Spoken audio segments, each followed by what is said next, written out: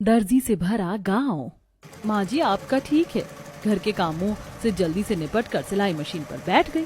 अब आपका सूट तो आराम से कल के लिए तैयार हो जाएगा। मैं भी जल्दी से काम निपटा लूं तो फिर मैं भी मशीन पर बैठूंगी और अपना सूट सिलूंगी।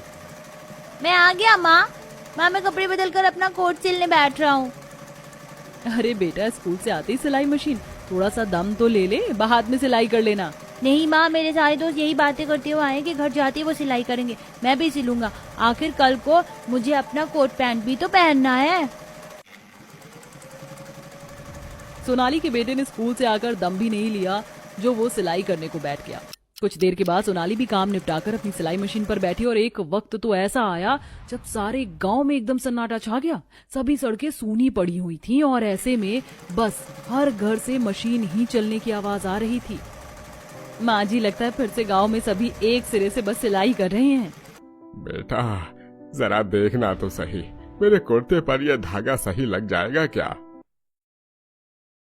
हाँ बाबा, एकदम एग्जैक्ट मैच है। सभी लोग ऐसे ही घरों में सिलाई कर रहे थे। बच्चों से लेकर बूढ़े जवान सभी सिलाई में ही बिजी थे। सभी ने लगभग शाम तक ऐसे ही मशीन चलाई और आज तो काफी काम घट गया। अब एक काम करता हूँ, जाकर खेत देख आता हूँ, बाकी की सिलाई रात में करूंगा। शाम होते ही फिर से सभी अपने बाकी के कामों में लग गए। आदमी खेत पर चले गए, बच्चे बाहर निकलकर खेलने लगे और औरतें घर के काम देखने लगी। ये कहानी है दर्जियों के गांव की, जहां के बच्चों से लेकर बूढ़ों तक सभी को सिलाई करने का बेहद ही शौक था। हर कोई बस वक्त मिलते ही खाली न बैठकर सिलाई करता था और गाँव में रोजाना एक घड़ी तो ऐसी भी आती थी जिसमें बस सभी की सिलाई मशीनों की ही आवाज आती है। आज भी सभी ने खूब सिलाई की। ऐसे ही अगले दिन, माँ जल्दी से चलो, अभी तो सवेर ही है, आज तो बाजार लगने का दिन है, हम जल्दी से कपड़ा खरीद कर लाएंगे। हाँ हाँ आ रही हूँ, मैं इस वक्त कहीं से भी सवेर नहीं है। तुझे नहीं पता, गांव की औरतें इस दिन का महीने भर इंतजार करती हैं। यहीं से तो सभी महीने भर को सिलने का कपड़ा खरीदती हैं। जल्दी चल, नहीं तो पाँव रखने की भी जगह ना मिलेगी। गांव से सभी लोग जल्दी जल्दी बाजार को जा रहे थे। गांव में हर महीने की आखिर में एक छोटा सा कपड़े का बाजार लगता था, जिससे ही सभी गांव के लोग कपड़ा खरीद पाते थे। दर्जी गांव बेहद ही पिछड़ा हुआ गांव था। वहां किसी भी चीज की सुविधा नहीं थी, जिसकी वजह से एक महीने में लगने वाले बाजार का लोग बेसब्री से इंतजार करते थे। और जब भी वो बाजार लगता था तब सभी उसके अंदर टूट कर पड़ते थे। आज भी सारा गांव खाली होकर बाजार में ही आया हुआ था।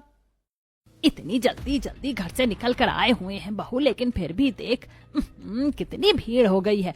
अरे भाई, उस काले थान में से 2 मीटर कपड़ा दे दे।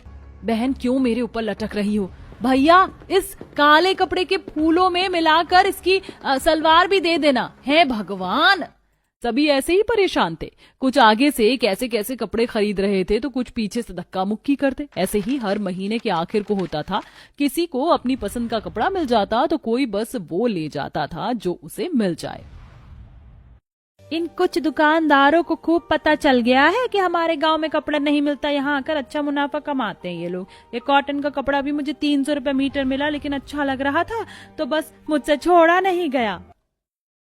मुझे तो पीछे से जो मिल गया बस मैं तो वही ले आई। भीड़ को चीर कर आगे जाना बड़ा मुश्किल है। बस मुझे तो जो हत्थे चढ़ा मैं ले आई। खैर ये सब छोड़ो, ये बताओ कल मुखिया जी के घर होने वाली दावत के लिए तुमने कपड़े बना लिए?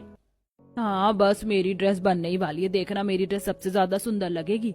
मेरी भी ड्रेस कुछ कम नहीं लगेगी। सभी मुखिया के घर होने वाले फंक्शन के लिए एक्साइटेड थे। बच्चे से लेकर बूढ़े, जवान, आदमी, औरतें, सभी के सभी ने घरों में अपने लिए कपड़े बना लिए थे और सभी कंपटीशन में थे कि वही सबसे अच्छा कपड़ा पहने। देखते ही देखते आज का दिन भी खत्म हुआ और वो दिन भी आ गया जिसका हर गांव वाले को बड़ी ही बेसब्री से इंतजार था। आज मुखिया के घर दावत थी, जहां जाने को सभी ने अपने अपने घरों में कपड़े सिले थे। माँ जी, जरा देख कर तो बताओ कि मेरी अनारकली ड्रेस कैसी लग रही है? बहुत सुंदर, जरा ब्लाउज तो देख। मैंने सेम टू सेम वैसा ब्लाउज बनाया जैसा मेरी जवानी में चलता था। बहू, वैसे आज की पार्टी में तो बस हम दोनों ही दिखाई देने चाहिए, कोई और हमारे आगे ना दिखे। जमुना की ही तरह हर औरत और हर कोई बस यही सोच रहा था कि आज बस वही चमके, क्योंकि ये एक दर्जियों का गांव था। इसमें हर कोई अपने कपड़े खुद सिलता और खुद ही डिजाइन करता था। कुछ ही देर में पूरी गांव की भीड़ मुखिया के घर को पहुंच गई, जहां पार्टी शुरू हुई। अच्छा, तो तुमने इस फंक्शन के लिए अनारकली बनाई है? अच्छी है लेकिन पुरानी है। मैंने तो लेटेस्ट ट्रेंड फर्शी सलवार का सूट बनाया है। दिख ही रहा है। अरे देखो रेशा क्या पहन कर आई है, राजस्थानी लहंगा। सभी ऐसे ही एक दूसरे के फैशन को देख रहे थे। बच्चे भी आपस में ही ऐसे ही मग्न थे। देखो मैंने तो अपने लिए परी वाली ड्रेस ही ली है, तुम ही बनो परी, मैंने तो मॉडल वाली ड्रेस बनाई है। सभी ऐसे ही पार्टी को एंजॉय कर रहे थे। सभी ने ऐसे ही पार्टी को एंजॉय किया। एक तरफ जहां सभी पार्टी में थे, वहीं उन्हें ये खबर भी नहीं थी कि उनकी नाक के नीचे क्या हो रहा था। अरे इन लोगों को क्या लगता है कि सिलाई मशीन चला चला कर ये लोग अपने गांव का विकास कर लेंगे? मैं इन दर्जी गांव वालों की सभी मशीन उठवा दूंगा। अरे सुनो, सभी के घरों से मशीन ले आओ। इस गांव में कोई सिलाई मशीन नहीं रहनी चाहिए। मुकेश पास के ही गांव का एक जलने वाला आदमी था। मुकेश के एक ऑर्डर पर उसके आदमियों ने कमजोर घरों के दरवाजे तोड़कर उनमें से सिलाई मशीनें उठाना शुरू कर दिया। कुछ देर बाद जब सभी पार्टी से घर को लौटे तो घर से अपनी सिलाई मशीनों को गायब देख सभी के घरों में कोहराम मच गया। ये भगवान, मेरी सिलाई मशीन कौन चुरा ले गया?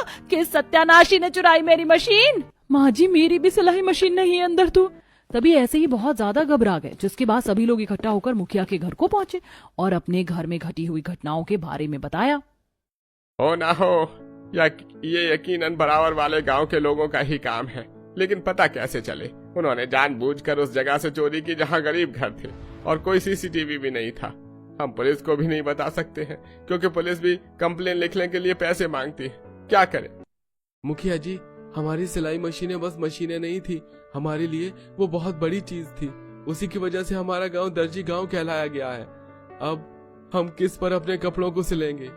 मुझे भी कपड़े सिलने थे, अब मैं क्या करूँगा? मैं समझता हूँ कि हमारे दर्जी गांव में सिलाई मशीनें बहुत अहम है। बाजू वाले गांव वालों ने यह सब डर की वजह से किया होगा कि कहीं हम अपनी इसी कला से विकसित न हो जाएं। लेकिन अब अगर बात छिड़ी है तो चलो इसे आगे भी बढ़ा देते हैं। मेरे घर में पूरी 20 मशीनें हैं और सारी की सारी सही सलामत हैं। जितने भी गांव के उम्दा टेलर हैं, मैं इन मशीनों को उनमें बांट दूंगा। तुम लोग उस पर कपड़े सिलना, जिसको हम जगह जगह अपने दर्जी गांव के नाम से बेचेंगे। मैं जानता हूं कि मेरे गांव वाले इतना तो हुनर रखते हैं कि अच्छे और डिजाइनर कपड़े वो सिल लें। अनिल की बात को सुनकर सभी गांव वाले शांत हुए। अनिल ने जो बोला वही किया। उसने अपने कारखाने में गांव वालों को लगा लिया, जिसमें अच्छे टेलरों में बूढ़ी औरतें, जवान औरतें, बच्चे, बूढ़े आदमी और जवान आदमी सभी शामिल थे। उन सभी ने मिलकर कपड़े बनाए, जिनको बेचने को भी वो लोग ही निकले और शहर में दर्जी गांव के कपड़े बहुत ही धड़ल्ले से बिके। देखते ही देखते ऐसे ही वक्त गुजरा और अब दर्जी गांव को सभी लोग शहर में जानने लगे थे। ऐसे ही आज भी वो कपड़े ही बेच रहे थे कि उनके पास एक बड़ा डीलर आया। तुम सभी दर्जी गांव से है ना? मैंने तुम्हारी क्रिएटिविटी और डिजाइन्स देखे हैं कि जो यकीनन काबिले तारीफ है। तुम सभी बहुत ही अच्छे से अपना काम कर रहे हो। मुझे तुमसे कुछ बात करनी थी। देखिए, मैं एक डिजाइनर हूँ जो मॉडल्स को कपड़े पहनाता हूँ। अगर तुम लोग मुझसे जुड़ जाओ तो तुम अपनी कला को और फैला पाओगे। रमेश की बात को सभी ने खुशी से मान लिया। बस फिर क्या था, आज का दिन सभी के लिए एक बहुत ही बड़ा बदलाव था।